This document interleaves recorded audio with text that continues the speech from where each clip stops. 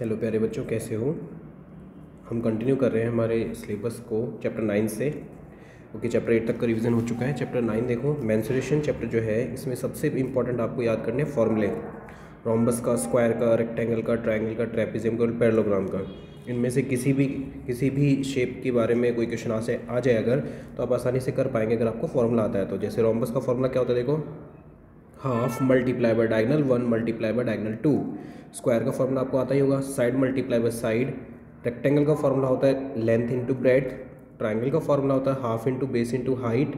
Trapezium का formula होता है half into sum of parallel sides and into height. And parallelogram का formula होता है बेस इंटू हाइट।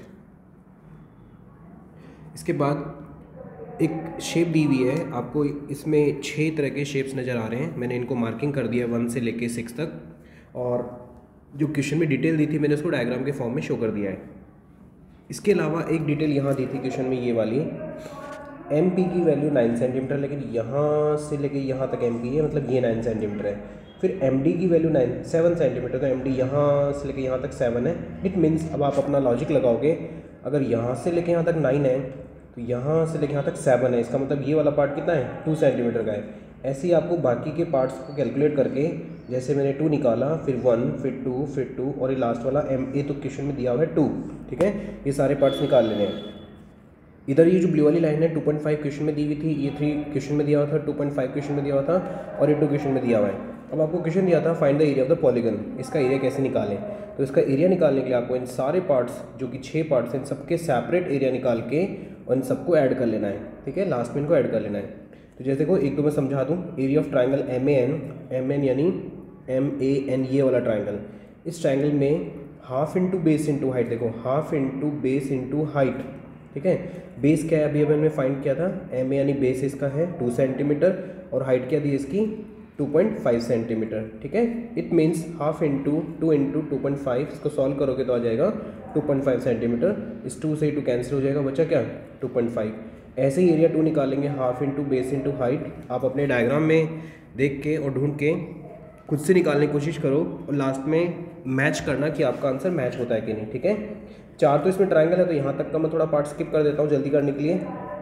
5वां जो पार्ट है ट्रेपेजियम है, देखो ट्रेपेजियम ये वाला पार्ट है, 5वां पार्ट ट्रेपेजियम है। जो 2 लाइनें पैरेलल होती हैं, ये वाली लाइन और ये लाइन पैरेलल है, तो इन दोनों का सम, यानी ये पैरेलल साइड्स होती हैं, 3 और 2.5 सॉरी 3 एंड 2.5 का सम करेंगे, तो 5th पार्ट में देखो 2.5 एंड 3 का सम करेंगे। और जो इसकी हाइट है, देखो हाइट का कैसे पता चलेगा, आप इनके सबके सेपरेट पार्ट निकाल लोगे कि कितने कितने सेंटीमीटर के हैं। तो A से लेके C तक इसकी हाइट है, ठीक है, जो कि 2 + 2 यानी 4 हो रही है। तो आपको इसकी हाइट क्या ले लेनी है, 4 ले लेनी है। हाइट 4 हो गया, half into sum of parallel side into height, ठीक है। इसको सॉल्व करके ये कट जाएगा इससे 2 टाइम्स, और ये 2.5 और 3 हो जाएगा 5.5 को 2 से मल्टीप्लाई करेंगे तो 11 आ जाएगा। ऐसे ही 6 पाद आप खुद निकाल के ट्राई करके देखो आपका आंसर मैच होता है कि नहीं।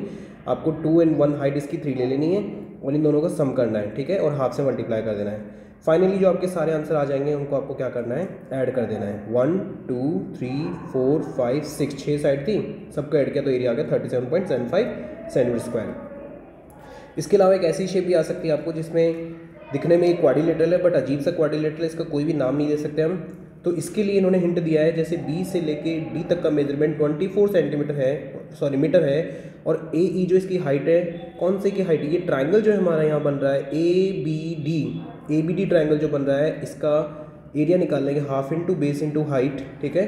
तो हाफ, फिर 24 इसका बेस हो गया, 24 इसकी हाइट हो गई 13। इसको सॉल्व करेंगे तो आ जाएगा 156 सेंटीमीटर स्क्वायर। ऐसे ही नीचे वाला जो ट्राइंगल है, जिसका नाम हम दे देते हैं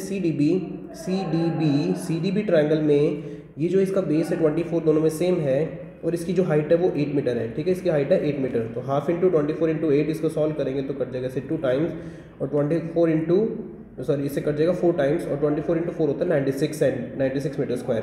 क्योंकि इस पूरे का एरिया निकालना था आपको, पूरे का एरिया निकालना था, तो पूरे का एरिया निकालने के लिए आपको इन दोनों को क्या कर देना है, ऐड कर देना है। तो 96 प्लस 156 यानी कि 252 मीटर स्क्वायर इसका एरिया आ जाएगा। अगला जो क्वेश्चन है इंपॉर्टेंट लगता है मुझे एग्जाम के लिए, एक किसी ने खेत खरीदा है जिसके एक साइड रोड है और एक साइड रिवर है, ठीक है। लेकिन क्वेश्चन में ये दिया है कि जो साइड रोड वाली है और जो रिवर वाली है, तो रिवर वाली साइड जो है वो डबल है रोड वाली साइड से, ठीक ठीक है। इट मीन जो साइड हमें नहीं पता उसको मैक्स मान लेते हैं, उसके सामने वाली क्या हो जाएगी 2x। इन दोनों के बीच में जो डिस्टेंस है वर्टिकली जो डिस्टेंस है वो है 100 मीटर। इट मीन्स ये हमारी हाइट बन जाएगी। तो यहाँ एक जो ट्रैपीजियम फॉर्म हो रहा है, देखो ये वाला जो ट्रैपीजियम फॉर्म हो रहा है, इस ट्रैपीजियम में हमें दोनों पैरेलल साइड्स के बारे में दिया है और ये हाइट दी है। स्पेशल बात ये कि इसमें हमें एरिया ऑलरेडी गिवन है। तो एरिया अगर हमें गिवन होता है जो कि 10,500 है तो वो हमारे लिए आसान हो जाएगा question. Area of trapezium is equal to half into formula जरूर लगाएंगे, sum of parallel side into height, ठीक है। और डायग्राम भी बनाया करो बेटा, डायग्राम बनाने के भी नंबर मिलते हैं। Half multiply bye x plus 2x into 100 और 10,500 जो कि हमें गिवन था मीटर स्क्वायर, इसका क्या है एरिया है, ठीक है। अब देखो x प्लस 2x क्या बन जाएगा 3x, इसके साथ में 1/2 और 100 है, इसको डिवाइड करने से बन जाएगा 50, ठीक है। और अकेला बचेगा 3x। तो 3x को निकालने के लिए जो 50 इधर आया था हमारा 50, ये मल्टीप्लाई में 50 को इधर ले जाएंगे, डिवाइड में 50 आ जाएगा। 0 से 0 को कैंसिल करेंगे, 5 की टेबल से काटेंगे, 5 2 जा 5 1 जा और एक 0 यानी 210। 3x की वैल्यू अगर 210 है तो x की वैल्यू क्या आ जाएगी, डिवाइड करेंगे 3 से, यानी 210 डिवाइडेड बाई 3, तो इसका आंसर आ जाएगा 70। इट मीन्स 70 क्या है हमारा x की वैल्यू है। लेकिन क्वेश्चन ध्यान से पढ़ना होता है आपको, क्वेश्चन में ये नहीं पूछा था x निकालना है, क्वेश्चन में पूछा था कि कौन जो रिवर की साइड जो लाइन बन रही है इसकी खेत की, जो खेत है रिवर साइड से कितना मीटर लंबा है, तो वो है हमारा 2x। तो 2x की वैल्यू 140 मीटर। तो आपको लास्ट में लाइन लिखनी, length of side along river is equal to 140 metre, ठीक है। एक क्वेश्चन ऐसा ही मिलता जुलता क्वेश्चन है, ट्रैपीजियम जैसा ही है। एक फोटो बनी है कोई, उसकी चारों ओर एक फ्रेम बनी है, ये वाली इसकी फ्रेम है, ठीक है, इट इज़ अ फ्रेम। तो इस फ्रेम का कितना एरिया है ये फाइंड करना है, एरिया ऑफ फ्रेम। इसके लिए देखो हिंट दिया है, यहाँ से लेके यहाँ तक का मेजरमेंट 28 है, यहाँ से लेके यहाँ तक का मेजरमेंट 24 है। बाहर की साइड से अगर 24 है तो अंदर की साइड से 16 है। इट मीन्स कुछ हिस्सा यहाँ और कुछ हिस्सा यहाँ रह रहा है। तो इसी को फाइंड करते हैं हम। देखो सबसे पहले विड्थ ऑफ फ्रेम निकालते हैं हम, 20 to 20 वाला का, ये वाले की विड्थ निकालते हैं हम।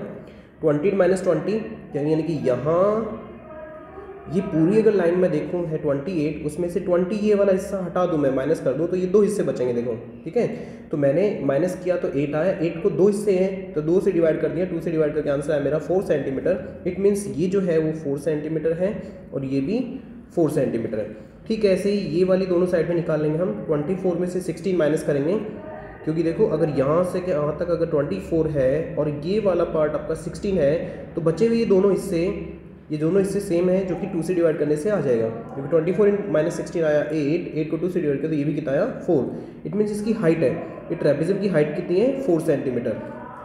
अब आपको 4 ट्रैपीजियम का एरिया निकालना है। देखो ये ट्रैपीजियम और ये ट्रैपीजियम सेम रहेगा एरिया में, और ये ट्रैपीजियम और ये ट्रैपीजियम सेम रहेगा एरिया में। तो जब कोई चीज़ सेम होती है तो हम उसको 2 से मल्टीप्लाई कर देंगे, वो डबल हो गया ना हमारे।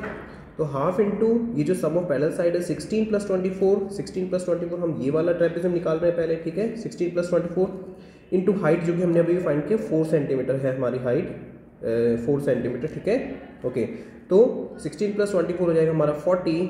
इस 2 से ये 2, अच्छा ये 2 क्यों लिया मैंने, इसको याद रखना, क्योंकि हमारे यहाँ से डबल है, एक ये वाला ट्रैपीजियम है एक ये वाला ट्रैपीजियम है, इसीलिए मैंने 2 से मल्टीप्लाई किया है। और इस 2 से ये 2 कैंसिल भी हो जाएगा, बचेगा 40 मल्टीप्लाई बाय 4। और सेम इधर भी देखो, ये वाला trapezium number 3 and trapezium number 4, इन दोनों का एरिया भी सेम रहेगा। तो 2 मल्टीप्लाई बाय, क्योंकि डबल हैं, और ये ट्रैपीजियम का फॉर्मूला है half into sum of parallel side into height. इस 2 से 2 को कैंसिल कर देंगे, 20 प्लस 28 हो जाता है 48, 14 इंटू 4 हो जाएगा 192, ठीक है 192, ओके। उसके बाद इनका और इनका सम, यानी टोटल हमें इन चारों का निकालना हो तो इनको ऐड करेंगे तो 352 centimetre square is the area, ठीक है। इस फ्रेम का एरिया हो जाएगा 352। अब आपको समझनी है सॉलिड शेप्स। सॉलिड शेप्स कौन सी शेप होती है, जिनको हम 3D शेप्स कहते हैं। आपके क्लास 8 के सिलेबस में आपके क्यूब, क्यूबॉइड एंड सिलेंडर, सिर्फ ये 3 ही 3D शेप्स हैं। क्लास 9th में और 10th में दोबारा से आने वाले हैं, आपको अच्छे से समझ के जा रहे हैं क्लास 8 में। जैसे क्यूब जो होता है, क्यूब की जो साइड होती है, सरफेस होते हैं, उसमें अगर 4 दीवारों का एरिया, 4 वॉल्स का एरिया अगर निकाला जाता है तो उसे LSA कहते हैं। और सिलेंडर में अगर उसकी बाहर की कर्व शेप का एरिया निकाला जाता है तो उसे CSA कहते हैं, बस ये याद रखना। तो क्यूब का होता है 4 इंटू साइड स्क्वायर। एक बार फॉर्मूले जरूर याद करके जाना बेटा, इन फॉर्मूले के बिना तो क्वेश्चन नहीं हो पाएगा। और TS हो जाएगा 6 इंटू साइड स्क्वायर, वॉल्यूम हो जाएगा साइड क्यूब। एक बार मैं फॉर्मूले में समझा नहीं रहा कि कैसे बने, जस्ट आपको रिवाइज करवा रहा हूँ। क्यूबॉइड का LSA का फॉर्मूला होता है 2H into L plus B. Cuboid का TSA का फॉर्मूला होता है 2 into LB plus BH plus HL। और क्यूबॉइड का वॉल्यूम का फॉर्मूला होता है L into B into H. Cylinder का CSA, इसमें CSA होता है, तो 2 पाई आर है जिसका हो जाएगा CSA, और 2 पाई आर एच प्लस आर हो जाएगा इसका TSA, और इसका वॉल्यूम हो जाएगा पाई आर स्क्वायर एच। ठीक है, बहुत सारे क्वेश्चन है, इनफाइनाइट क्वेश्चन बन सकते हैं इससे, फिर भी मैं कुछ ऐसे इंपॉर्टेंट क्वेश्चन जो मुझे लग रहे हैं कि एग्जाम में इनसे रिलेटेड कुछ भी पूछे तो आप कर पाओगे, तो मैंने वो समझाया एग्जाम्पल के फॉर्म में। जैसे दो कंटेनर A और कंटेनर B, ये 7 मीटर हाइट का है, ये भी 7 मीटर हाइट का है, ये 7 मीटर विड्थ का है, मतलब कि यहाँ से लेकर तक 7 मीटर, ये भी 7 मीटर विड्थ का है, लेकिन ये सिलेंडर शेप में है और ये क्यूब शेप में है। ठीक है, ओके। तो ये पूछा जा रहा है क्वेश्चन में, which container has more surface area, किसका सरफेस एरिया ज़्यादा होगा और किसका वॉल्यूम ज़्यादा होगा। तो हमें इन दोनों का TSA, जब ये नहीं बोला गया कौन सा सरफेस एरिया है, तो आपको हमेशा TSA ही मानना है। क्वेश्चन में दिया होगा तो CSA या फिर LSA दिया होगा। ठीक है, ये आपको अपने अकॉर्डिंग सोचना पड़ेगा क्वेश्चन की कंडीशन के अकॉर्डिंग। जैसे TSA ऑफ सिलेंडर जो है उसका फॉर्मूला है 2 पाई आर एच प्लस आर, तो हमने R की वैल्यू, अब इस क्वेश्चन में ध्यान देना, इन्होंने डायमीटर दिया है, हमें डायमीटर से क्वेश्चन कभी नहीं करना होता है, हमें रेडियस लेना है। तो अगर डायमीटर 7 है तो रेडियस आ जाएगा 7/2, जिसको सॉल्व करके बन जाएगा 3.5। आप चाहो तो 7/2 से भी कर सकते हो, चाहो तो 3.5 से भी कर सकते हो। मैंने इसको 3.5 बना लिया, हाइट हमारी 7 रहेगी, तो ये 2 यानी पाई 22.7 R 3.5 और 7 प्लस 3.5। ठीक है, इनको सॉल्व किया तो 2 इंटू 22, इस 7 से इसको काट दिया 0.5 टाइम्स। अच्छा, एक बात हमेशा याद रखना, 0.5 का किसी से मल्टीप्लाई करने का मतलब होता है उसका हाफ करना। ये वाला नंबर है 2 इंटू 22 यानी 44 बन गया, 0.5 से मल्टीप्लाई करेंगे तो ये हाफ हो जाएगा, मतलब 22 हो जाएगा, यानी 44 इंटू 0.5 इज इक्वल टू 22 होता है। उसके बाद 10.5 यानी 7 and 3 10.5 को इससे मल्टीप्लाई करेंगे तो आंसर आएगा 231 सेंटीमीटर स्क्वायर। ठीक है, वैसे ही TSA ऑफ क्यूब निकाल लेंगे जो कि इजी है, 6 इंटू साइड स्क्वायर। हमारी साइड है क्वेश्चन में 7, आपको डिटेल लिखनी है, जैसे मैंने यहाँ डिटेल लिखी है, रेडियस कितना है, हाइट कितनी है, और साथ में डायग्राम बनाने हैं। ये डायग्राम मैंने ऑलरेडी बना लिए, तो अब क्वेश्चन के सामने मैं नहीं बना रहा हूँ। Okay, side square 6 into side square, तो 6 इंटू 7 इंटू 7 यानी 49 इंटू 6 का आंसर आता है 294। इन दोनों को ध्यान से देखने से पता चलता है कि कौन सा ज़्यादा है, किसका सरफेस एरिया, क्यूब का सरफेस एरिया ज़्यादा है। इसके अलावा वॉल्यूम में निकालना था हमें क्वेश्चन में, जिसका फॉर्मूला होता है पाई आर स्क्वायर एच। ठीक है, इसमें R की वैल्यू 3.5, बच्चे जल्दबाजी में गलती R को 7 ले लेंगे ऐसे क्वेश्चन में, ध्यान देना बेटा, R हमें क्वेश्चन में देखना अच्छे से होता है। ठीक है, हाइट इज इक्वल टू 7 है, इस क्वेश्चन में जल्दबाजी में ये हम 7 ले लेंगे R गलती से। ठीक है, ये 7 नहीं लेना है, ये हो जाएगा 7/2। ठीक है, ओके। देन TSA क्यूब हो गया, यहाँ थे हम। ठीक है, तो पाई R स्क्वायर मतलब 3.5 इंटू 3.5 इंटू 7। ठीक है, अब इसको 7 से 7 को काट देंगे, ये 3.5 इंटू 3.5 यानी 12.25 बचेगा, इंटू 12 इसको मल्टीप्लाई करेंगे तो आएगा 269.5। Okay, then volume of cube निकालते हैं जिसका फॉर्मूला होता है साइड क्यूब। तो साइड हमारी ये 7 सेंटीमीटर, 7 इंटू 7 इंटू 7 हो जाएगा 343। अब कोई बच्चे जो है जिन्होंने क्यूब वाला चैप्टर अच्छे से नहीं किया है, तो वो लग जाएगा 7 इंटू 7 तो पता होगा उसको 49 को 7 से मल्टीप्लाई करेगा, आंसर तो 343 आना है, लेकिन जिसको याद है कि 7 का क्यूब क्या होता है वो जल्दी कर पाएगा। यहाँ भी देखो 269.5 और 343, किसका वॉल्यूम ज़्यादा है, क्यूब का वॉल्यूम ज़्यादा है। ठीक है, ओके। अब अगला क्वेश्चन इसके जैसा, find the height of the cylinder whose volume. ये क्वेश्चन इंपॉर्टेंट है इसमें, क्योंकि एरिया हमें दिया हुआ है और कुछ डिटेल दी है, उसको ध्यान से देखना। इसमें भी डायमीटर दिया हुआ है, देखो हमें डायमीटर दिया है, तो याद रखना डायमीटर कंफ्यूज करने के लिए देते हैं जानबूझ के, ताकि जो बच्चा है वो रेडियस को समझे कि रेडियस निकालने से होगा। तो हमें यहाँ रेडियस निकाल लेना है इसका 70 सेंटीमीटर। ये क्वेश्चन इंपॉर्टेंट इसलिए है क्योंकि यहाँ 140 सेंटीमीटर और यहाँ 1.54 मीटर क्यूब, यानी दोनों की जो यूनिट है वो डिफरेंट दी है। आपको सेम यूनिट से करना है, इसका मतलब इसको भी मीटर में बना लो या फिर इसको सेंटीमीटर में बना लो। मैं सजेशन दूंगा इसको आप मीटर में कन्वर्ट कर लो। ठीक है, तो जैसे मैंने यहाँ कन्वर्ट कर दिया है, 70/100 करने से मीटर में कन्वर्ट हो जाएगा, जो कि 0.7 मीटर आएगा। ठीक है, फॉर्मूला लगाएंगे हम, pi r square h is equal to 1.54 pi r हमने लिया था 0.7 इंटू 0.7 और हाइट हमारी नहीं पता है, उसको एच लिखेंगे, इज इक्वल टू 1.54। तो इस 7 से इस 7 को काटेंगे 0.1 आ जाएगा, 22 को 0.1 से करेंगे 2.2 बन जाएगा, 0.7 को 22 से करेंगे 1.54 बन जाएगा, into H is equal to 1.54। और आगे सॉल्व करते करते 1.54 को इधर डिवाइड करेंगे तो ये वैल्यू कैंसिल होकर बचेगा, एच की वैल्यू 1 मीटर। ठीक है, जो आप आंसर आए उसका हमेशा आगे यूनिट जरूर लिखा करो कि किस में आया, मीटर है मीटर, सेंटीमीटर है सेंटीमीटर। एरिया में आपको मीटर सेंटीमीटर स्क्वायर लगाना होता है और वॉल्यूम में आपको मीटर सेंटीमीटर क्यूब लगाना होता है। ठीक है, ये बात भूलना मत। अब देखो, इफ़ ईच एज, ये एक इंपॉर्टेंट क्वेश्चन है कि if each edge of a cube is doubled, अगर हर एक साइड को डबल कर दिया जाए क्यूब की, तो कितना उसका सरफेस एरिया इंक्रीज़ होगा और कितना उसका वॉल्यूम इंक्रीज़ होगा। ठीक है, मैंने एग्जांपल के फॉर्म में जैसे यहाँ लिया, कोई नॉर्मल सा क्यूब है जिसकी साइड x सेंटीमीटर है, इसको डबल कर देंगे तो बन जाएगा 2x सेंटीमीटर। इसी से क्वेश्चन करते हैं। TSA of old cube, old मतलब पुराने वाला क्यूब है, ये हमारा ओल्ड और ये हमारा नए वाला क्यूब है। ठीक है, तो 6 इंटू साइड स्क्वायर इसका फॉर्मूला होता है 6 इंटू, क्योंकि साइड इसकी x है तो हम यहाँ लेंगे x और इसका स्क्वायर करेंगे x स्क्वायर। इट मीन्स ये 6x स्क्वायर इसका क्या आ जाएगा, TSA आ जाएगा। इसका TSA देखते हैं, 6 into side square formula same ही है, लेकिन इसकी साइड 2x थी, देखो 2x, तो यहाँ 2x का स्क्वायर करते हैं। बच्चे जल्दी में क्या गलती करते हैं, 2x की स्क्वायर को लिख देते हैं ऐसे।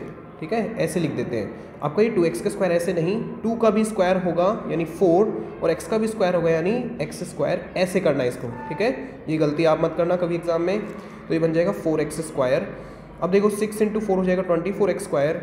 ये आया था सरफेस एरिया पुराने वाले का, ये आया सरफेस एरिया नए वाले का। अब क्वेश्चन में हमें बोला गया है कि कंपेयर करने के लिए बोला है, इंक्रीज़ हो रहा है कितना हो रहा है, तो हम देखेंगे इंक्रीज़ कंपेयर करने के लिए हमने देखा था रेशियो, तो हमने 24x स्क्वायर यानी बड़े वाले का रेशियो ले लिया छोटे वाले से, तभी पता चलेगा कितने टाइम्स होता है। जब कभी टाइम्स निकालना हो तो बड़े वाले का पहले रेशियो लिखना, बाद में छोटे वाले का लिखना। तो 24x स्क्वायर अपॉन में 6x स्क्वायर लिखेंगे, x स्क्वायर से x स्क्वायर कट जाएगा और 6 से ये 4 टाइम्स कट जाएगा। इसका मतलब 6 से 4 टाइम्स कट के आ गया 4 टाइम्स, इसका आंसर आएगा 4 टाइम्स। यानी अगर मैं साइड डबल कर दूं, इसको ऐसे समझना, अगर किसी क्यूब को, इस क्यूब को पेंट करने के लिए एक डब्बा लग रहा था, 1 बॉक्स पेंट का लग रहा है, तो यहाँ करने के उसके 4 बॉक्स लगेंगे, 4 कंटेनर लगेंगे। ठीक है, 4 गुना का मतलब ये है। इस पूरे पे पेंट करने का अगर कॉस्ट 100 रुपये था तो इस पे पेंट करने का कॉस्ट 400 रुपीज़ हो जाएगा।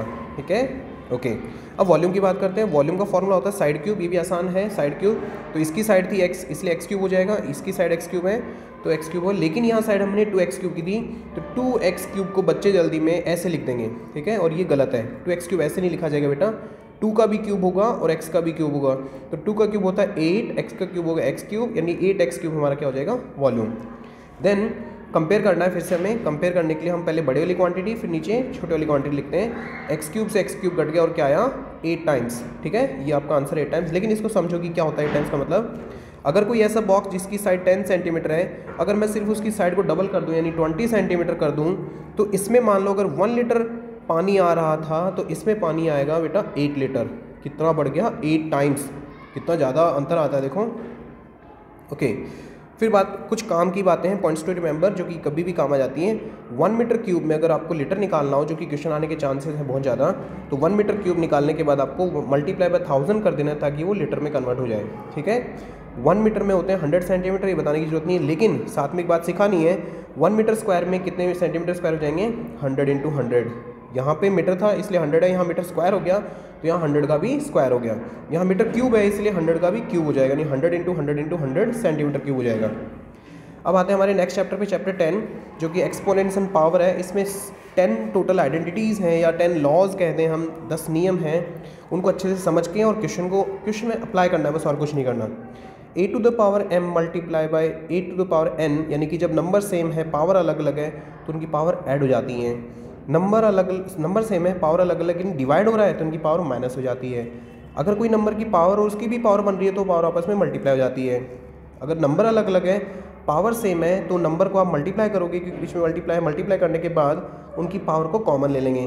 ठीक है, यहाँ भी वही है, ए और बी को डिवाइड कर देंगे, उनकी पावर को कॉमन ले लेंगे। ठीक है, किसी भी नंबर की पावर 0 का आंसर 1 होता है, किसी भी नंबर की पावर 1 का आंसर वही नंबर होता है। किसी भी नंबर की पावर अगर नेगेटिव है तो सबसे पहले उस पावर को पॉजिटिव बनाने के लिए उस नंबर का रेसिप्रोकल, जैसे a का रेसिप्रोकल क्या हो जाता है, a का रेसिप्रोकल 1/a हो जाता है। ठीक है, ओके। अब 2 लास्ट रूल और हैं, कभी कभी काम आते हैं। अगर कोई माइनस का नंबर है उसकी पावर अगर ऑड है तो आपका आंसर हमेशा नेगेटिव आएगा। अगर कोई माइनस का नंबर है उसकी पावर अगर इवन है तो आपका आंसर हमेशा पॉजिटिव आएगा। 2-4 एग्जाम्पल देखते हैं सिंप्लीफाई करने का। एग्जाम्पल एक, 3 की पावर -7 डिवाइड बाई 3 की पावर 10 मल्टीप्लाई बाई 3 की पावर -5, ये -10 था। ओके, आपके नंबर सेम है देखो तो आपको लॉ लगानी चाहिए, तो यहाँ नंबर सेम डिवाइड वाला रूल लगा दो। नंबर सेम है पावर अलग अलग है तो उनकी पावर को क्या करते हैं आपस में माइनस करते हैं। अब जल्दबाजी में गलती यहाँ होती है बच्चों से। ये है -7, ये रहा -7, ये है -10, ये है -10, लेकिन इन डिवाइड वाले रूल के अकॉर्डिंग इनके बीच में माइनस का साइन आना चाहिए, वो भी लगाना है, ठीक है। तो साइन बनेगा ऐसे, उसके बाद माइनस और माइनस ये चेंज होके बन जाएंगे प्लस, और ये माइनस का 7 रह जाएगा यहाँ, ठीक है। इट मीन्स इसको सॉल्व करेंगे और आगे तो बन जाएगा प्लस का 3। आगे यहाँ मैंने रूल भी लिख दिया, आपको भी जहाँ रूल यूज़ करो वहाँ ब्रैकेट में आके रूल लिख देना है। फिर नेक्स्ट स्टेप में देखो, यहाँ मैंने एक रूल यूज़ किया है, क्योंकि 3 की पावर -5 और अभी अंदर वाले का सॉल्यूशन है 3 की पावर प्लस का 3 और बाहर है मल्टीप्लाई बाय 3 की पावर माइनस का 5। इट मीन्स यहाँ भी a की power m multiply by a की पावर n वाला रूल लगेगा, मतलब इनकी पावर आपस में प्लस हो जाएगी, ठीक है। पावर प्लस होने का मतलब है देखो, जैसे ये नंबर प्लस ये माइनस मल्टीप्लाई होकर क्या बन जाएगा, माइनस बन जाएगा। तो आप इसको लिख सकते हैं 3 - 5, जो कि मैंने सीधे लिख दिया है। 3 - 5 का आंसर -2 आता है। और किसी भी नंबर की पावर अगर माइनस होती है उसको प्लस में बनाने के लिए उस नंबर का रेसिप्रोकल कर लेते हैं। इट मीन्स 1/9, और 1/9 की पावर 2 का मतलब है ये 1 की भी पावर 2 है और 9 की भी पावर 2 है, ठीक है। इसका मतलब 1 की पावर 2 का मतलब 1 और 3, सॉरी यहाँ 3 था, 3 की पावर 2 का मतलब 9, इसलिए मैंने 1/9 डायरेक्ट लिख दिया। ओके, नेक्स्ट क्वेश्चन देखते हैं, एक और है ऐसा ही। 3 की पावर 0 प्लस 4 की पावर -1 मल्टीप्लाई बाय 2 की पावर 2। तो 3 की पावर 0 कोई भी नंबर की पावर 0 होती है उसे 1 कहते हैं, किसी भी नंबर की पावर माइनस में होती है उसे हम 1/4 यानी कि उसका रेसिप्रोकल लिख देते हैं, और 2 की पावर हो जाती है 4। अब ये नंबर बना हमारा 1 + 1/4। ये क्वेश्चन लास्ट ईयर आया था। 1 + 1/4, 4 को 1 से मल्टीप्लाई करेंगे, 4 × 1 = 4, प्लस का साइन है बीच में प्लस, 1 का 1, अब पूरे के नीचे आ जाएगा 4।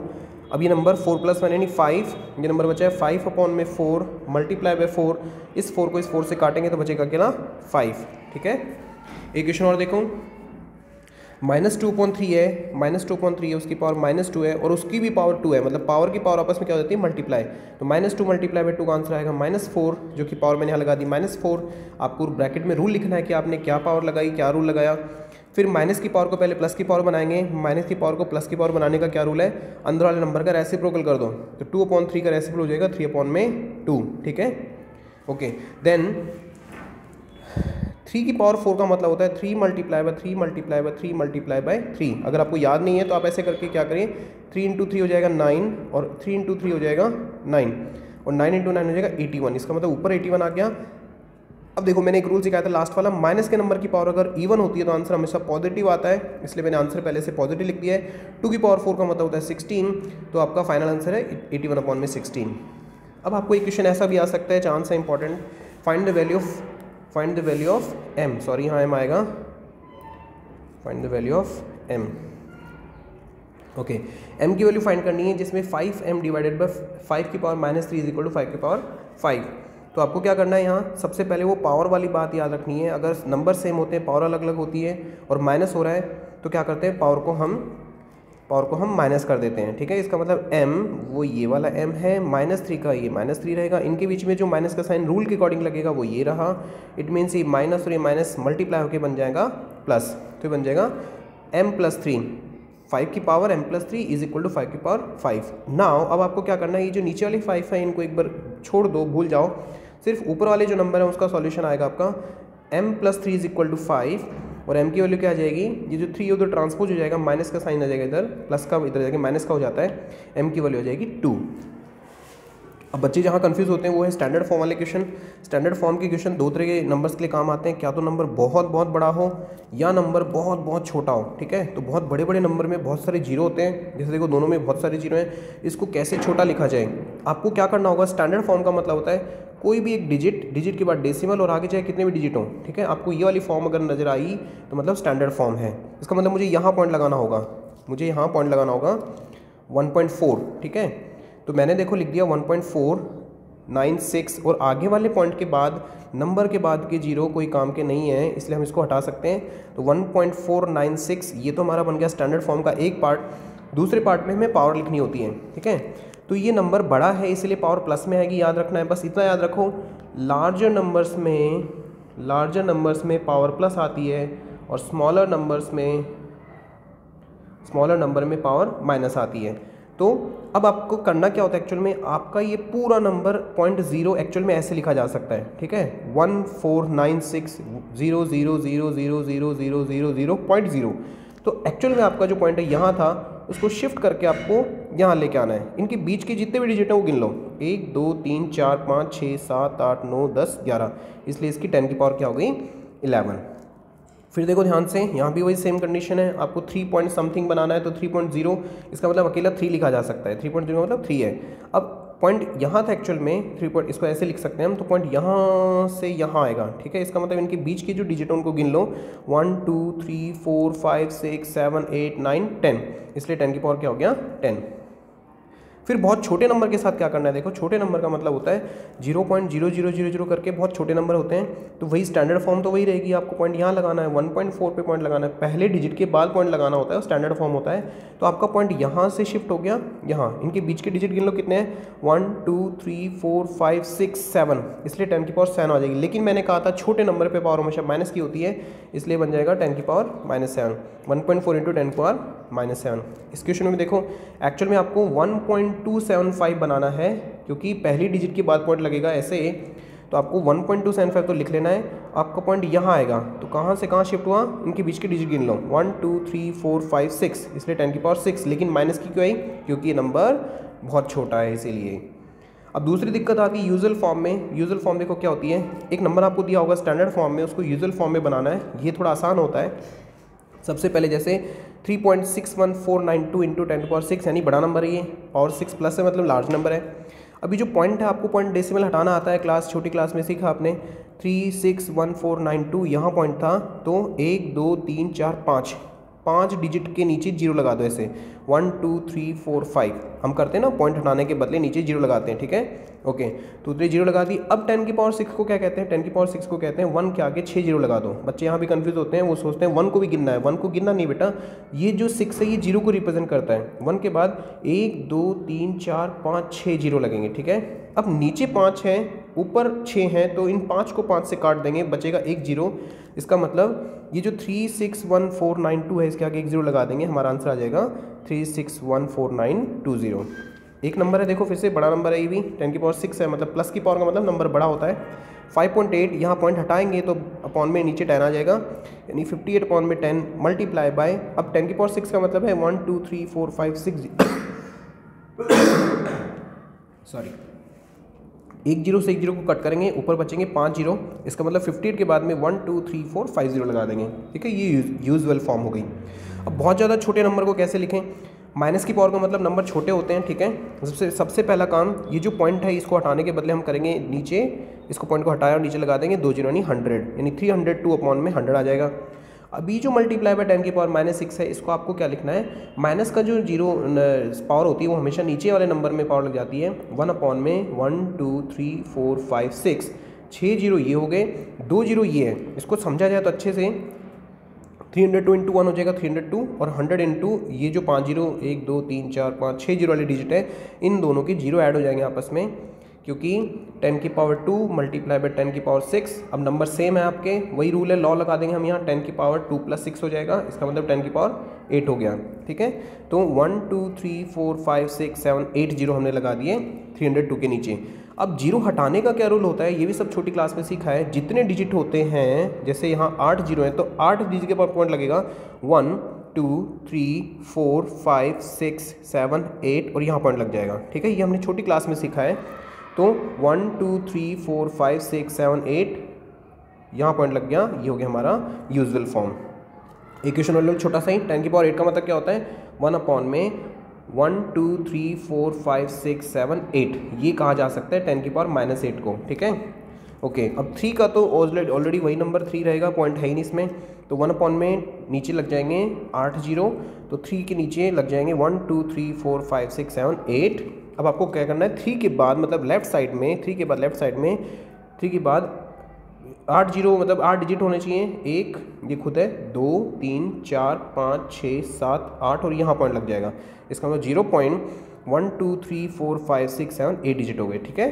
तो ये आ गया बस स्टैंडर्ड फॉर्म और यूजुअल फॉर्म वाले क्वेश्चन।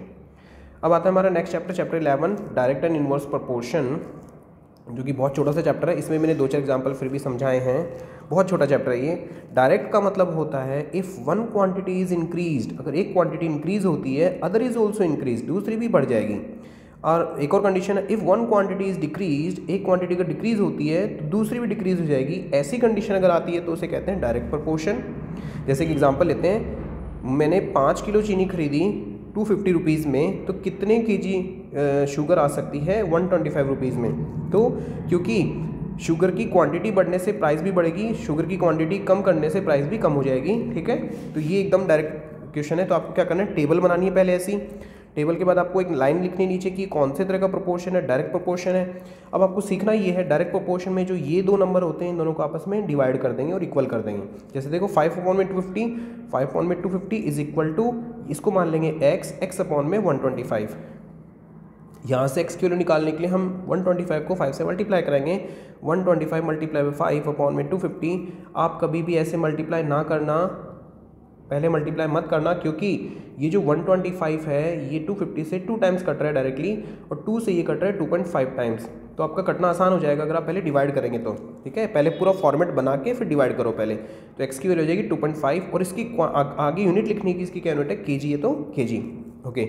इन्वर्स प्रोपोर्शन देखो, if one quantity is increase other is decrease. Inverse में उल्टा हो जाता है, अगर एक इंक्रीज हो रही है तो दूसरी डिक्रीज हो जाएगी, अगर एक क्वांटिटी डिक्रीज हो रही है तो दूसरी इंक्रीज हो जाएगी। ऐसी कंडीशन को हम कहते हैं इन्वर्स प्रोपोर्शन। जैसे देखो एक एग्जांपल है, अगर मैं गाड़ी की स्पीड 50 किलोमीटर/आवर की स्पीड से जाता हूं और मुझे किसी जगह को पहुंचने में 2 घंटे लगते हैं, अगर मैं अपनी गाड़ी की स्पीड 100 कर दूं यानी डबल कर दूं, तो तब भी क्या मुझे 2 ही घंटे लगेंगे? नहीं, तब मेरा टाइम कम हो जाएगा, ये 1 आवर आएगा। अभी इस क्वेश्चन में मान लो आपको नहीं पता है तो इसको x मान लेते हैं, ठीक है। क्योंकि ये इन्वर्स कंडीशन है, it is in inverse proportion, तो आपको इन्वर्स प्रोपोर्शन का रूल याद रखना है, इन दोनों का मल्टीप्लाई और इक्वल टू इन दोनों का मल्टीप्लाई इन्वर्स में ऐसे करना होगा, ठीक है। तो 50 × 2 जो कि हो गया 50 × 2 इक्वल टू 100 × x, इसको x माना तो 100 × x। अब 15 × 2 100 is equal to 100 × x। x निकालने के लिए इस मल्टीप्लाई बाय 100 को डिवाइड में ले आएंगे तो 100 से 100 कट जाएगा, आंसर आएगा 1, और जो कि आंसर आएगा आपका x की वैल्यू 1 आवर, 1 घंटा लगेगा। बुक के कुछ क्वेश्चन है, जैसे एक क्लास में स्वीट्स की जगह आप चॉकलेट्स भी ले सकते हो। 24 स्टूडेंट्स को 5 चॉकलेट देनी थी हर बच्चे को, लेकिन किसी दिन जिस दिन चॉकलेट देनी थी 4 बच्चे एब्सेंट हो गए, तो बच्चे रहे कितने? 20। वो सारी चॉकलेट डिस्ट्रीब्यूट अगर होंगी तो हर बच्चे को कितनी चॉकलेट मिलने वाली हैं, ऐसा क्वेश्चन है। तो ये इन्वर्स प्रोपोर्शन है। क्यों? क्योंकि देखो अब बच्चे अगर कम आए हैं तो बच्चों को चॉकलेट ज़्यादा मिलेंगी, इसका मतलब एक चीज़ के इंक्रीज़ होने से दूसरी डिक्रीज़ हो रही है। इसका मतलब 24 × 5 इज इक्वल टू 20 × x, ये वाली कंडीशन बनेगी, ठीक है। तो अब x की वैल्यू निकालने के लिए 20 को तो डिवाइड में ले जाएंगे। मैंने क्या बोला था पहले, मल्टीप्लाई मत करना, यहाँ मल्टीप्लाई करोगे तो थोड़ा सा हार्ड हो सकता है, हर बार हार्ड हो जरूरी नहीं है, लेकिन कभी कभी हो जाता है। तो आपको इससे सिंप्लीफाई कर लेना है। 20 डिवाइड में आ गया 24 × 5/20, 5 की टेबल से कट जाएगा 4 टाइम्स, 4 की टेबल से कट जाएगा 6 टाइम, तो x की वैल्यू है 6, यानी कि 6 चॉकलेट्स या 6 स्वीट्स एक बच्चे को मिलेंगी, ओके। एक क्वेश्चन ऐसा भी है, number of animals number of days, यानी 20 एनिमल्स के लिए 6 दिन का खाना है, तो 30 एनिमल्स अगर 10 एनिमल बढ़ जाएं तो खाना कम पड़ेगा ना, इसका मतलब 6 दिन नहीं चलने वाला। तो ये इन्वर्स प्रोपोर्शन है, क्योंकि एक बढ़ रहा है तो एक घट रहा है। इन्वर्स प्रोपोर्शन की कंडीशन ये होती है, इन दोनों का मल्टीप्लाई इज इक्वल टू इन दोनों के मल्टीप्लाई के इक्वल होता है, ठीक है। तो 20 × 6 इज इक्वल टू 30 × x। अब x की वैल्यू निकालने के लिए 30 को तो डिवाइड में ले जाएंगे, तो 20 मल्टीप्लाई बाय 6/30 हो जाएगा, 0 से 0 कैंसिल करेंगे, 3 1 जा 3 2 जा, और 2 × 2 4 आ जाएगा आंसर, यानी कि x की वैल्यू 4 डेज, 4 दिन तक खाना चलेगा। अब ये सबसे हार्ड क्वेश्चन बच्चों को लगता है, बार बार मैंने देखा कि इसमें क्योंकि थोड़ा सा एक्स्ट्रा इन्फॉर्मेशन है। एक तरफ आपको कॉलम बनाना ओरिजिनल जो शिप है उसकी लेंथ एंड उसकी हाइट, एक तरफ आपको बनाना मॉडल जो है उसकी लेंथ और उसकी हाइट। अब जो हाइट है वो मस्ट की होती है, मस्ट मतलब शिप कितनी ऊंची है, ठीक है, और लेंथ मतलब शिप कितनी लंबी है। तो 12 मीटर ऊंची है, 28 मीटर लंबी है, इसका मॉडल बनाया तो जिसका लेंथ जो हाइट जो रखी गई 9 सेंटीमीटर, तो उसी रेशियो के अकॉर्डिंग कितनी उसकी लेंथ बनने वाली है। क्योंकि साफ साफ इक्वेशन किसके जैसा है, डायरेक्ट प्रोपोर्शन में है ये। अगर हाइट बढ़ेगी, अगर शिप की हाइट बढ़ रही है तो शिप की लेंथ भी बढ़ेगी, कुछ ऐसे करके आपको समझना है। तो 12/28 जो कि डिवाइड करने से आता है, मैंने बोला था डायरेक्ट में ये दोनों डिवाइड हो जाते हैं। तो 12/28 इज इक्वल टू 9/x, इसको x मान लेंगे, x को इधर ले जाएंगे 12 के साथ मल्टीप्लाई करेंगे 12 × x, और 28 को इधर 9 के साथ मल्टीप्लाई करेंगे 9 × 28। फिर x के साथ 12 जो है मल्टीप्लाई में उधर आके डिवाइड में आ जाएगा, 9 × 28/12 बचेगा, 3 की टेबल से काटेंगे 3 3 जा 3 4 जा, 4 की टेबल से काटेंगे 4 1 जा 4 7 जा, तो 3 × 7 आपका आंसर बचा। 3 × 7 यानी x की वैल्यू 21 सेंटीमीटर लेंथ है मॉडल की। ओके, अब आता है चैप्टर 12 फैक्टराइजेशन। ठीक है, फैक्टराइजेशन का मतलब होता है प्रोडक्ट निकालना। प्रोडक्ट मतलब मल्टीप्लाई के फॉर्म में निकालना नंबर को, या आप सिंपल फॉर्म में कह सकते हैं उसके फैक्टर्स निकालना। जैसे मैंने एग्जांपल के फॉर्म में लिखा है 16 का फैक्टराइजेशन करेंगे तो 2 × 8 भी एक फैक्टराइजेशन है, 4 × 4 भी एक फैक्टराइजेशन है, और 1 × 16 भी एक फैक्टराइजेशन है। इसमें कुछ आइडेंटिटीज लगेंगी आपकी 4। a + b का whole square is equal to a square plus 2ab plus b square, a minus b का whole square is equal to a square minus 2ab plus b square, और a square minus b square की value a plus b a minus b। ठीक है, अब जैसे देखो एक last identity जो कभी कभी काम आती है, ज़्यादा नहीं आती, बट मिडिल टर्म स्प्लिट इसी से होता है। ठीक है, तो x plus a into X plus B आपकी ये कंडीशन बन रही हो, तो पहले x को x से मल्टीप्लाई करेंगे एक्स स्क्वायर, फिर x को b से करेंगे एक्स बी, फिर a को x से करेंगे ax, और फिर a को b से करेंगे ab। यानी हमारी कंडीशन कुछ ऐसी बन रही है, सबके बीच में प्लस के सिंबल लगे। एक्स स्क्वायर हमारा ये रहा, ये जो एक्स बी और ax है इन दोनों में कॉमन है x, ये कॉमन आ जाएगा, बचेगा a प्लस बी, जिसको हमने लिख दिया a प्लस बी के बाद में x। ठीक है, ओके, और लास्ट हमारी कंडीशन थी ab, तो ab आ जाएगा, यानी कि हमारा सॉल्यूशन होता है। और ये याद हो जाए तो बहुत अच्छी बात है। अब कुछ नंबर का फैक्टराइजेशन देखो, अलग अलग टाइप के क्वेश्चन बनाए मैंने। अगर हमारी 2 टर्म्स होती हैं, 2 टर्म में आपको सीधा सा कॉमन लेना होता है। इसमें और इसमें क्या कॉमन है, 7 कॉमन है, और बचा क्या, x माइनस 6, ये हो गया फैक्टराइज। यानी कि 7 को अगर मैं x माइनस 6 से मल्टीप्लाई करूँगा तो 7x माइनस 42 आएगा। दूसरा है x square plus 5x plus 6। अब आपको क्या करना है, इसमें मिडिल टर्म स्पीड यूज़ करना है। मिडिल टर्म स्पीड यूज़ करने का सबसे अच्छा तरीका है, जो ये नंबर होता है यहाँ और ये जो नंबर होता है इसका कोफिशिएंट जो कि फिलहाल 1 है, इनका मल्टीप्लाई करते हैं हम, यानी 1 × 6 जो कि 6 आया। उसके बाद आपको ये सोचना है कि 2 नंबर जो है उनका मल्टीप्लाई तो 6 आ जाए, जो कि ये यहाँ से पता चलेगा, और जो बीच वाला नंबर 5 है वो 5 आपको लाना है उन्हीं 2 नंबर के प्लस करने से या माइनस करने से। यानी 2 नंबर का मल्टीप्लाई तो होता है 6 और उन्हीं 2 नंबर का प्लस माइनस करने से आता है 5। ऐसा पेयर सोचना है। मेरे दिमाग में जो पेयर आया वो 3 और 2 आया, 3 × 2 6 होता है और 3 और 2 5 होता है।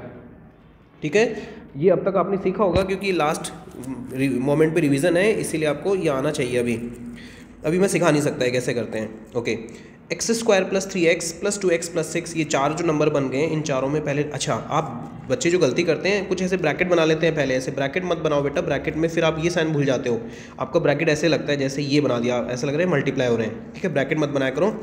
एक्स स्क्वायर प्लस 3x, इन दोनों में कॉमन क्या आया, x, बचा क्या x प्लस 3, और यही सेम नंबर यहाँ आने वाला है तो इसको पहले लिख दो x प्लस 3।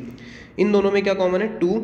अब x प्लस 3 और 2 ऐसे मल्टीप्लाई करने से 2x प्लस 6 बनता है। ठीक है, अब फिर से देखो x प्लस 3 और x प्लस 3 फिर कॉमन आ गया, और इन दोनों को यहाँ से कॉमन लेने के बाद बचेगा क्या, x प्लस 2, तो x प्लस 2 ये हो गया इसका फैक्टराइज। यानी कि 2 नंबर जो है ऐसे और ऐसे करके मल्टीप्लाई करने से x square plus 5x plus 6 आ जाता है।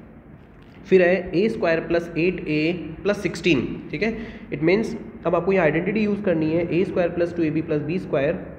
अब देखो कैसे पता चलेगा आइडेंटिटी का, यहाँ भी किसी का स्क्वायर हो रहा है, यहाँ भी किसी का स्क्वायर हो रहा है। ठीक है, और यहाँ अगर माइनस का सिंबल होता तो यहाँ माइनस वाली आइडेंटिटी आती। ठीक है, और यहाँ प्लस है, यहाँ प्लस है, इसलिए यहाँ प्लस वाली आइडेंटिटी आ रही है, बस और कोई फर्क नहीं है। तो आपको पहली लाइन लिखनी है, आपको कौन सी आइडेंटिटी यूज़ करनी है, आपको ये वाली आइडेंटिटी यूज़ करनी है जो कि पता चल गया क्वेश्चन देख के।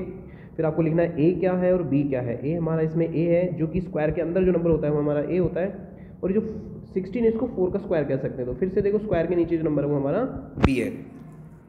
तो अब हम लिख सकते हैं इसको a square plus 2 × a × b plus b square, इसको मैंने और अच्छे से लिख दिया। देन इसमें इसका सॉल्यूशन होना चाहिए a प्लस बी का होल स्क्वायर, क्योंकि आपको पता है ये वाले का सॉल्यूशन a प्लस बी का होल स्क्वायर होता है। तो a प्लस बी का होल स्क्वायर, अब होल स्क्वायर वाले नंबर को हम 2 बार रिपीट कर सकते हैं, a प्लस 4 a प्लस 4, तो ये हमारे दोनों फैक्टर हो गए। अच्छा, इसमें देखो गौर से देखो आपने क्या सीखा अब तक, पहले 2 टर्म थी, फिर 3 टर्म थी। 3 टर्म में मिडिल टर्म स्प्लिट कब होता है, जब यहाँ कोई स्क्वायर ना दिया हो। ठीक है, दोनों तरफ। ओके, इसमें दोनों तरफ स्क्वायर थे तो यहाँ आइडेंटिटी लग गई। इसमें भी 3 टर्म थी, लेकिन मिडिल टर्म स्प्लिट से हो जाए, लेकिन यहाँ आपको आइडेंटिटी से करना है, लिखा हुआ आएगा क्वेश्चन में। फिर देखो यहाँ 4 टर्म है, 4 टर्म वाले क्वेश्चन में 2 का कॉमन बनेगा। ठीक है, इन दोनों में क्या कॉमन है और इन दोनों में क्या कॉमन है, तो जैसे x यहाँ कॉमन आया, बचा क्या a प्लस बी, यहाँ कॉमन आया y, लेकिन दोनों में माइनस का साइन भी है इसलिए माइनस का साइन भी कॉमन आ गया, तो बचेगा क्या a प्लस बी, क्योंकि यहाँ जो नंबर होता है सेम यहाँ रिजल्ट आता है कॉमन, तभी आप a प्लस बी को कॉमन ले पाए दोनों तरफ से, और बचा क्या x माइनस वाई। ठीक है, ओके। फिर देखो ऐसी क्वेश्चन भी आती है जिसमें a square minus B square की कंडीशन भी आ रही है, यानी 2 ही टर्म होती हैं लेकिन दोनों के दोनों कोई ना कोई स्क्वायर होते हैं। ठीक है, तो a square minus B square की condition a plus B, a minus b होता है आंसर। यहाँ आपका a की वैल्यू 2p, अब कैसे पता चलेगा, 4p स्क्वायर एक्चुअल में 2p का होल स्क्वायर होता है। ठीक है। इसका मतलब स्क्वायर के नीचे जो नंबर आपका a बन गया, और वैसे ही 9q स्क्वायर को कह सकते हैं 3q का होल स्क्वायर, और ये बन जाएगा आपका स्क्वायर के नीचे वाला नंबर 3q यानी b। अब आपको इसका सॉल्यूशन लिखना है, a square minus b square क्या होता है, a plus B a minus B. फिर आपके नेक्स्ट टाइप के क्वेश्चन आते हैं डिवाइड करने के। एक नॉर्मल सा क्वेश्चन है, माइनस का 36y³ divided by 9y square. तो इसको अच्छे से लिख लेना है क्योंकि नॉर्मल डिवाइड है। माइनस का 36 multiply by y into y, और नीचे आ जाएगा डिवाइड में 9 इंटू y। तो 9 से कट जाएगा ये 4 टाइम्स, क्योंकि माइनस का साइन था इसलिए -4, और 2y से 2y कट जाएंगे, बचेगा क्या रहा, 1y, यानी आंसर आ जाएगा माइनस का 4y। नेक्स्ट टाइप का क्वेश्चन आता है, जैसे इसमें आपको 2 नंबर दे दिए और एक डिवाइड करने के लिए तीसरा नंबर यहाँ रख दिया। इन दोनों में कॉमन निकालो, क्योंकि 2 वाले में कॉमन निकलता है।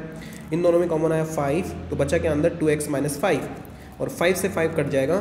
कोई भी बच्चा बीच में 5 को इस 5 से ना काटे, क्योंकि ये नहीं कट सकते जब तक वो नंबर मल्टीप्लाई के फॉर्म में नहीं होते हैं। आप किसी एक नंबर से उसको काट नहीं सकते। जैसे यहाँ मैंने मल्टीप्लाई के फॉर्म में लिखे तो ही कटे। a प्लस बी अपॉन में a ऐसे कभी नहीं काटना, प्लस के और माइनस के फॉर्म में नहीं कटते, ठीक है। 2x माइनस 5 इसका आंसर आएगा 2x माइनस 5। फिर एक क्वेश्चन लास्ट, एक मुझे लास्ट लग रहा है शायद, हाँ लास्ट है। तो y square plus 7y plus 10, ये क्या क्वेश्चन है, देखो इसमें क्या बन रहा है, एक आइडेंटिटी लगा के या फिर आप इसको मिडिल टर्म स्प्लिट करके पहले सॉल्व करोगे, यानी फैक्टराइज करोगे, फिर ये जो डिवाइड वाला ये काम आएगा। तो जैसे देखो y स्क्वायर, क्योंकि 3 टर्म है यहाँ, स्क्वायर नहीं है, तो मिडिल टर्म स्प्लिट कर लेता हूँ मैं इसका। देखो यानी 7y को 5y और 2y 2 बना दिया। अब क्यों बनाया इसका रिजल्ट दोबारा देखो, 10 को और इस y स्क्वायर के कोफिशिएंट को मल्टीप्लाई करेंगे, यानी 1 इंटू 10, आंसर है हमारा 10। 2 नंबर जिनका मल्टीप्लाई करने से आंसर 10 आए, उन्हीं दोनों नंबर सेम नंबर को प्लस या माइनस करने से ये बीच वाला नंबर 7y आना चाहिए, मतलब 7 आना चाहिए, ठीक है। तो वो नंबर दिमाग में आए मेरे, 5 2 10 और 5 प्लस 3, 5 प्लस 2, 5 2 10 और 5 प्लस 2 यानी 7, ठीक है। इसीलिए मैंने 5y और 2y ले लिए, ठीक है। ओके फिर इन दोनों में कॉमन और इन दोनों में कॉमन निकालना है। ब्रैकेट मत बनाना बेटा, यहाँ भी आप कभी और ब्रैकेट बना देते हो। y आएगा कॉमन, बचेगा y प्लस 5 और y plus 5 as it is यहाँ भी आएगा। इन दोनों में कॉमन क्या, 2 कॉमन आ गया। नीचे है y प्लस 5 डिवाइड में, जिसको कुछ नहीं किया था हमने, रखा कई देर से। अब ये जो दोबारा से कॉमन आया y प्लस 5, बच्चे जल्दी में गलती मत करना कि इससे ही काट दिया, नहीं, जब तक मल्टीप्लाई के फॉर्म में नहीं आते नहीं काटोगे। तो y प्लस 5 कॉमन ले लिया और y प्लस 2 बच गया, इन दोनों बीच में मल्टीप्लाई है। अब आप इसको इससे काट सकते हो, तो बचेगा क्या, y प्लस 2, ये आपका आंसर हो गया। ओके फिर नेक्स्ट चैप्टर है चैप्टर 13, आई थिंक ये लास्ट चैप्टर होना चाहिए। चैप्टर 13 है हमारा इंट्रोडक्शन टू ग्राफ वाला चैप्टर ज़्यादा हार्ड नहीं होता है। 8 नंबर के क्वेश्चन में, 4 नंबर के क्वेश्चन में पूरे नंबर ला सकते हो आप। From the given table draw a graph, यानी कि आपको इस टेबल से ग्राफ बनाना है। ये टेबल जो इसे ग्राफ बनाना है, इसमें एक तरफ ये नंबर ऑफ एप्पल्स, एक तरफ ये कॉस्ट इन रुपीज़। तो आप चाहे तो इस डिटेल को एक्स एक्सिस पे बना लो, इसको वाई पे बना लो, चाहे तो आप इसको वाई पे बना लो, इसको एक्स पे बना लो, ये आपकी चॉइस है। ये लीनियर ग्राफ जैसा क्वेश्चन बनेगा, क्योंकि डायरेक्ट प्रोपोर्शन जो होता है वो हमेशा लीनियर ग्राफ बनाता है। 1 एप्पल की कॉस्ट 5 रुपीज़ है, 2 एप्पल की कॉस्ट 10 रुपीज़ है, 3 एप्पल की कॉस्ट 15 रुपीज़ है, ठीक है। ओके तो इसको जब मैंने बनाया, तो मैंने जो बनाने का तरीका है वो याद रखना, आपको थोड़ी सी जगह नीचे छोड़नी है, थोड़ी सी जगह लेफ्ट साइड में छोड़नी है, जहाँ आपको आपकी ये डिटेल लिखनी है कि इस साइड पे आपने क्या डिटेल लिखी है और इस साइड पे आपने क्या डिटेल लिखी है। ये वाली साइड होती है आपकी एक्स एक्सिस और ये वाली लाइन होती है आपकी वाई एक्सिस। फिर अब प्लॉटिंग करने के लिए जो आपका गैप होता है वो सबसे इंपॉर्टेंट है। गैप को समझने के लिए जैसे मैंने 1 बॉक्स, 2 बॉक्स और 3 बॉक्स को छोड़ के पहला मार्किंग किया है, जिसको मैंने नंबर 1 लगाया। अब ये जो 3 बॉक्स हैं, हर बार यही 3 रहेंगे, 3 यहाँ 2 आ जाएगा, फिर 3 यहाँ 3 आ जाएगा, फिर 3 का गैप छोड़ा 4 आ गया, फिर 3 का गैप छोड़ा 5 आ गया। ऐसे ही मेरे सारे गैप रहने चाहिए, ठीक है। और इस साइड के गैप देखो मैंने क्या लिए हैं, 2 को मैंने 1 के बराबर माना है, यानी 2 को मैंने 5 मान लिया। फिर अगले भी 2 लेने हैं, 5 हो गया, फिर अगले भी 2 लेने हैं, 15 हो गया, फिर 2 लेने हैं, 20 हो गया। मतलब ये गैप आपके बराबर रहने चाहिए, ये आपका सबसे इंपॉर्टेंट पार्ट है। स्केल कैसे लेते हैं, ये स्केल ही मैंने बताइए। एक्स एक्सिस की स्केल को मैंने 3 बॉक्स को मैंने 1 एप्पल माना है, ठीक है, तो 3 units is equal to 1 apple. और वाई एक्सिस पे मैंने 2 बॉक्स को मैंने 5 रुपीज़ माना है, ठीक है, 2 units is equal to 5 rupees. अगर आपकी ये डिटेल सही है तो आपका ग्राफ सही होगा, पहले ये मिलाना जरूरी था। अब आपको सिंपल है क्या करना है, 1 एप्पल जो था आपका, 1 एप्पल 5 रुपीज़ का था, एक्स हमने इसको लिया और वाई हम ये ले रहे हैं। तो आपको क्या लेना है, 1 वाले को मैच करो इस 5 वाले से, जहाँ ये मैच हो रहे हैं। ये लाइनें आपको बनानी नहीं है, जो मैं ये लाइन बना रहा हूँ आपको बनानी नहीं है, जस्ट आपको मिलाना है कि यहाँ से और यहाँ से पॉइंट यहाँ बन रहा है, फिर 2 से 10 पे पॉइंट यहाँ बन रहा है, 3 से 15 पे पॉइंट यहाँ बन रहा है, और 4 से 20 पे पॉइंट यहाँ बन रहा है, फिर 5 से 25 पे यहाँ बन रहा है। फिर एक स्केल से सीधी लाइन ड्रॉ कर देना, ठीक है। लीनियर ग्राफ जो होता है, लीनियर ग्राफ जो होगा आपका, लीनियर हमेशा एक सीधी लाइन बनेगी, ठीक है। ओके आपका ग्राफ कंप्लीट। अब थोड़ी सी बातें बस समझनी है आपको। जैसे ये क्वेश्चन है, इसमें वेदर फोरकास्ट किया गया है। फोरकास्ट का मतलब होता है अनुमान लगाना, और एक्चुअल का मतलब क्या रियल में हुआ। जैसे मंडे को, ट्यूसडे को, Wednesday, Thursday, Friday, Saturday, Sunday, ये वीक्स है, डेज ऑफ द वीक्स हैं। और यहाँ है टेम्परेचर, क्या टेम्परेचर रहा। देखो इन्होंने जो दिया है, हमें सिर्फ ग्राफ दिया, इसको समझ के कुछ आंसर देना है। मंडे को जो फोरकास्ट है, फोरकास्ट था 15 डिग्री सेल्सियस, यानी कि टीवी पे बताया गया कि मंडे को टेम्परेचर रहेगा 15 डिग्री सेल्सियस, ठीक है। लेकिन एक्चुअल में चला गया वो 15 और 20 के बीच में। यहाँ कितना आता है 17.5, ठीक है। एक्चुअल में यहाँ कितना चला गया 17.5। अब आप एक चीज़ समझना, इसी स्केल को यूज़ करते हैं। 2 को अगर मैं 5 मान रहा हूँ तो एक मेरा 2.5 हो जाएगा, ठीक है। तो यहाँ हो जाएगा ये 7.5, यहाँ हो जाएगा ये 12.5, यहाँ हो जाएगा 17.5, ठीक है। ओके, तो ये पहला अंतर आया दोनों में। दूसरा, ट्यूसडे को देखो दोनों सेम रहे, जितना फोरकास्ट किया था उतना ही एक्चुअल में रहा। वेडनेसडे को जैसे देखो जितना फोरकास्ट किया था उसमें डिफरेंस आया है। और थर्सडे को देखो जैसे इसमें डिफरेंस आ रहा है, फ्राइडे को सेम रह रहा है, सैटरडे को भी डिफरेंस आ रहा है, और संडे को भी सेम रह रहा है। इसके क्वेश्चन में ये भी पूछा जा सकता है कि कौन कौन से दिन, ट्यूसडे को, फ्राइडे को और सैटरडे को जो फोरकास्ट किया गया था वही टेम्परेचर एक्चुअल रहा। एक ये भी पूछा जा सकता है कौन से 2 दिनों में सबसे ज़्यादा गैप रहा। देखो यहाँ 2 बॉक्सेस का गैप है, यहाँ 1 बॉक्स का गैप है, यहाँ 3 बॉक्स का गैप है, और यहाँ 2 बॉक्स का गैप है। सबसे ज़्यादा गैप रहा थर्सडे को, ठीक है। सबसे कम टेम्परेचर कौन सा रहा, एक्चुअल टेम्परेचर सबसे कम कहाँ रह रहा है, एक्चुअल 15 डिग्री यहाँ और यहाँ रह रहा है, मतलब 3 दिन। हाईएस्ट टेम्परेचर रह रहा है यहाँ, यानी 35 डिग्री। तो इस टाइप के क्वेश्चन के आंसर आपको देने होंगे। उसके बाद ये क्वेश्चन मुझे एक इंपॉर्टेंट लगता है, इसमें ये पूछा जाता है कि can there be a time temperature graph as follows. क्या यहाँ कोई टाइम का और टेम्परेचर का ग्राफ बन सकता है क्या इन चारों में से। फॉर एग्जांपल जैसे पहला चेक करते हैं, टाइम बढ़ रहा है और टेम्परेचर भी बढ़ रहा है। देखो ये तो हो सकता है, बिल्कुल सही है। टाइम बढ़ रहा है, टेम्परेचर कम हो रहा है, ये भी हो सकता है, ठीक है। टेम्परेचर कम हो रहा है टाइम के साथ, बिल्कुल हो सकता है। फिर इधर टाइम बढ़ रहा है लेकिन टेम्परेचर सेम है, ये भी हो सकता है। टाइम नहीं बढ़ाया इन्होंने, देखो इस क्वेश्चन में इन्होंने टाइम नहीं बढ़ाया, टाइम उतना ही रखा है। मतलब यहाँ मान लो 2 बजे हैं तो ठीक 2 ही बजे टेम्परेचर बढ़ता जा रहा है। 2 बजे टेम्परेचर बढ़ना, पहले 2 बजे टेम्परेचर था 10 डिग्री, फिर 2 बजे टेम्परेचर हो गया 12 डिग्री, 2 बजे टेम्परेचर हो गया 14 डिग्री। इसका मतलब ये कंडीशन सही नहीं है, पॉसिबल नहीं है, ये वाला रॉन्ग हो गया। फिर एक बोल रहा है टाइम तो उतना ही, मतलब टाइम बढ़ रहा है सिर्फ टेम्परेचर उतना ही है, ये भी हो सकता है। जैसे 2 बजे टेम्परेचर था 10 डिग्री, 5 बजे भी टेम्परेचर है 10 डिग्री, और मान लो 7 बजे भी टेम्परेचर है 10 डिग्री, ये हो सकता है। तो तीनों ग्राफ हो सकते हैं, ये वाला नहीं हो सकता।